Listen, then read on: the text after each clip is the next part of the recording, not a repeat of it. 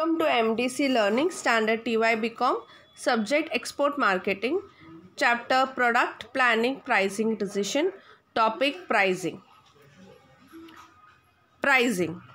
In pricing we are going to study several factors. There are two factors, internal factor as well as external factors. Okay. पहला अपन internal factors पढ़ेंगे और external factors भी पढ़ेंगे. Internal factors first, cost. The exporters must consider the cost while fixing the price in the overseas market. Okay, पहला cost fix करना पड़ता है जब तुम इंटरनेशनल मार्केट में एक्सपोर्ट करना चाहते हो तो. और ये कॉस्ट दो पार्ट में डिवाइडेड है, एक फिक्स कॉस्ट और एक वेरिएबल कॉस्ट. ओके, कभी एक्सपोर्टर सिर्फ वेरिएबल कॉस्ट कंसिडर करता है, कभी एक्सपोर्टर सिर्फ फिक्स कॉस्ट के साथ वेरिएबल कॉस्ट भी कंसिडर करता है. और वो ये सोचता है कि उसका fix cost from the domestic market से भी रिकवर होना चाहिए. Okay, if an exporter sells a major part of the output in the overseas market, both fixed as well as variable costs भी consider करना पड़ेगा. Then we have credit policy. Pricing may be influenced by credit policy of the firm. Okay, if an exporters provide longer credit, that means higher may be charged because there is more chance of bad debts in case of longer credit period. Okay, अगर वो shorter credit period है तो उसका bad debts का chances कम रहता है. अगर longer credit period तो उसका बैड डेब्ट्स का चांसेस ज़्यादा रहता है. We have corporate image. Exporters enjoying a good image in the overseas market may charge higher price as compared to those firm which do not enjoy reputation in the overseas market. जिसका reputation बहुत अच्छा है international market में तो वो अपना price को higher करेगा, हायर एंड हायर बनाएगा. अगर उसका रेपुटेशन उतना कुछ नहीं है ओवरसीज मार्केट में, वो लोअर प्राइस से स्टार्ट करेगा. ओके, अगर अभी इसका एग्जांपल देखेंगे तो निके, रोलेक्स वॉचेस है, यस, ये सब बहुत ब्रांडेड प्राइस है तो उसका प्राइस कभी भी हाई रेट में रहेगा और वो कॉम्पिटिटिंग ब्रांड के साथ रहता है. Then we have objectives of the firm. Main objectives क्या है? फर्म रहने दो या कोई भी अपना इन्वेस्टमेंट रिटर्न्स उसको मिलना चाहिए. That will be the main objectives of any firm. Okay, वो उसको रिटर्न चाहिए तो वो इन्वेस्टमेंट भी बढ़ा सकता है. रिटर्न नहीं चाहिए, उसको लार्जर मार्केट में रहना है तो वो लोअर प्राइस भी रख सकता है. Product plays very important role in fixing the price. If a product is of a superior quality, a firm may either adopt premium pricing strategy और high value pricing strategy. If premium price, a firm would charge high price for high quality.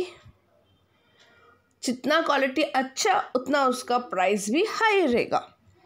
Okay, और कभी कभी ऐसा भी होता है उसका quality अच्छा रहता है पर वो फर्स्ट स्टार्टिंग में उसका प्रोडक्ट को इंट्रोड्यूस करता है तो शायद तक लो प्राइस रख सकता है या उसमें डिस्काउंट दे सकता है, उसमें कुछ ना कुछ एक एडिशनल बेनिफिट कस्टमर को देता रहेगा ताकि कस्टमर को अट्रैक्ट कर सकता है और वो अपना जो भी प्रोडक्ट है आगे पीछे वो अच्छे से बेच सकता है. If a product is of superior quality, a firm may either adopt premium pricing strategy और high value pricing strategy. Superior है तो हाई प्रोडक्ट भी ले सकता है और या वो प्रीमियम प्राइस स्ट्रैटेजीज भी अडॉप्ट कर सकता है. Okay students, now let us understand some external factors. External factors जो भी internal factor था वो कंपनी के अंदर क्या क्या हो सकता है उसको अपन कैसा आगे बढ़ा सकते हैं. जो external factor है वो कंपनी के बाहर पहला जैसा ही है वैसा कंपटीशन होता है. यस, कंपटीशन इतना है कि तुम उसको फेस करके आगे आना ही पड़ेगा. यस, अगर कंपटीशन लोअर है तो तुम प्राइस हाई रखो लो रखो कोई मतलब नहीं रहेगा, मतलब because the competition is lower and you know that your product can reach to that end. Okay, अगर कंपटीशन बहुत हैवी है, ओके, तो it becomes very difficult for the product to fix price, for the price to be fixed, because और ऐसा भी देखना पड़ेगा वही रेंज में जो कॉम्पिटिटर्स लोग प्राइस प्रोडक्ट का प्राइस डिसाइड किया है वैसा अपन को डिसाइड करना बहुत ज़रूरी हो जाता है. Then we have demand.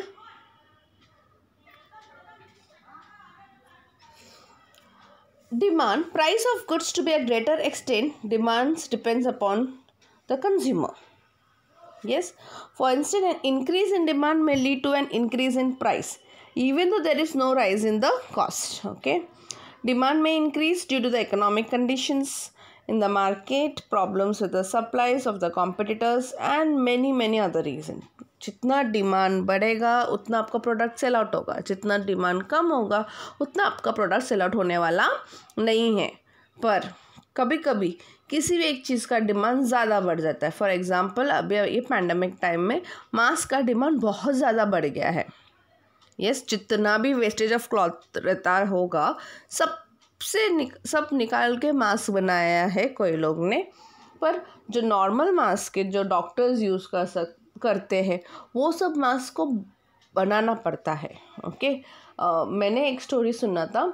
एक कंपनी, टेक्सटाइल कंपनी है, वो पूरा टोटली बंद हो गया था और उसमें बहुत सारे लोग थे जिसको सब घर वाले लोग वही टेक्सटाइल कंपनी में काम कर रहे थे. तो अभी क्या करेंगे, इनको कैसा ओवरकम करेंगे. That company didn't stitch the cloth, they started stitching the mask. ये बोलते कि इसमें से उन लोगों को भी प्रॉफिट जो मिलना था उसे ज़्यादा ही मिल रहा है अभी. Okay, so there are many different things. Demand के हिसाब से अपना भी कंपनी में डिफरेंट चेंजेस करना बहुत ज़रूरी है. Okay, then economic condition. Yes, important. जितना पैसा उतना खर्चा करना बहुत ज़रूरी है. खर्चा ज़्यादा और पैसा कम बहुत डिफ़िकल्ट होता है. Okay, during the time of recession when consumer have less money to spend, exporter may reduce the price to influence the buying decision of the consumer. जब रिसेशन है तो प्लीज़ लो करो कॉस्ट को. बहुत सारी जगह में लो करते हैं ताकि कंज्यूमर जाके बाय कर सकता है. ओके, कंज्यूमर जाके दे सकता है, पैसा दे के लेके आ सकता है. ओके, और जब इकोनॉमिक कंडीशन सबका थोड़ा ठीक लग रहा है, सब अच्छे से हो रहा है तो आप बढ़ाओ, कोई प्रॉब्लम नहीं. पर वैसा ही एक्सटर्नल फैक्टर्स को देखते हैं. Main important thing is consumer for the company. तुम ऐसा प्राइस डिसाइड करना चाहिए कंपनी एक्सपोर्ट करते वक्त कि कंज्यूमर उसको ले सकता है. Even a normal person can go and collect that product. That is the important thing. Okay, and that thing has to go on. It is very important for every firm to decide the price in each and every factors, analyze it properly and then fix the price, because consumer, not only the rich people, consumer are lower class, middle class people, then higher middle class people, then poverty line people, very poor people, all are the consumer. But if they are able to buy this all things, उसका quality changes रहेगा. और bye purchase करने का उनके पास पैसा रहना चाहिए, तो वैसा प्राइस फिक्स करो. That is the important factors in all internal as well as the external. Okay student,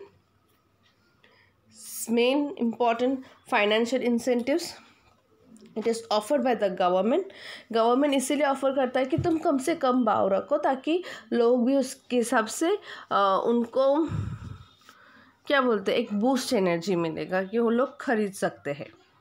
okay, और ये सब एक्सपोर्टर को इतना देता है कि वो सब प्राइस मॉडरेट लेवल में रखें. ओके, ज़्यादा भी लो नहीं, ज़्यादा भी हाई नहीं, मॉडरेट लेवल में रखें ताकि लोग उसको, कंज्यूमर उसको खरीद सकता है. Thank you.